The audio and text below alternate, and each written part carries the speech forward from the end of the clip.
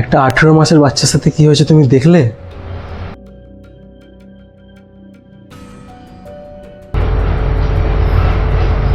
আমি বলতে চাইছি, তুমি যদি চাকরি পেয়ে যাও পড়াশোনা করে, তাহলে আমার বাচ্চাটাকে কে দেখবে?